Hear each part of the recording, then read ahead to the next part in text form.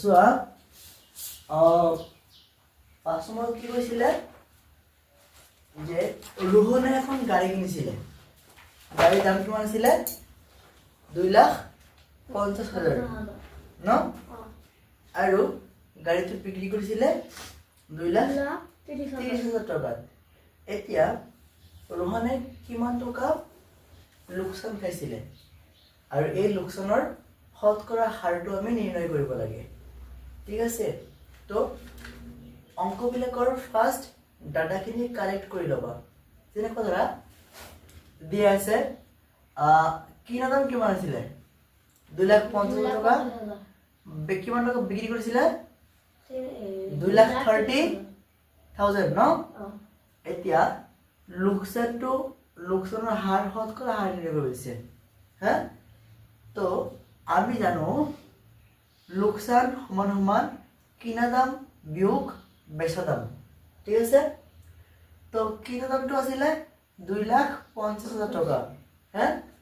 ইয়াৰ পৰা কিমান টকা বিক্ৰী কৰিছিল 2,30,000 টকা বিক্ৰী কৰিছিল তো কিনা দামৰ পৰা বেচা দামটো বিয়োগ কৰি দিয়া কিমান থাকিল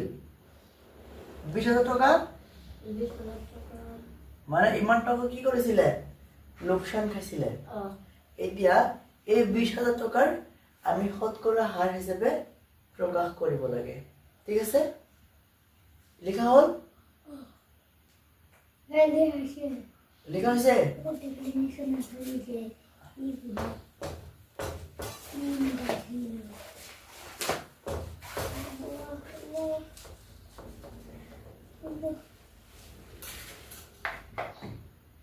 তো এতিয়া আমি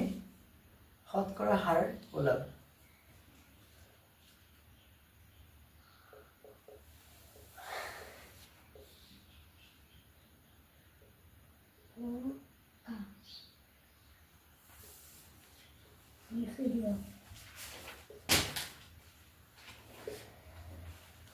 শতকৰা হাৰ টোটাল কিমান টকাৰে কিনিছিলে 2,50,000 টকা 50,000 টকা ইয়াৰ শতকৰা হাৰ ওলাব লাগে হয় নহয় এতিয়া কটাকটি কৰি দিয়া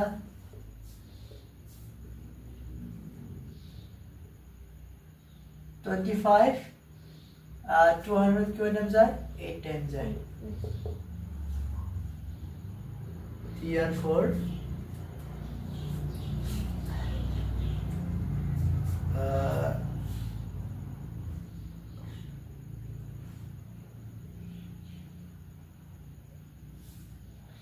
লোকসানৰ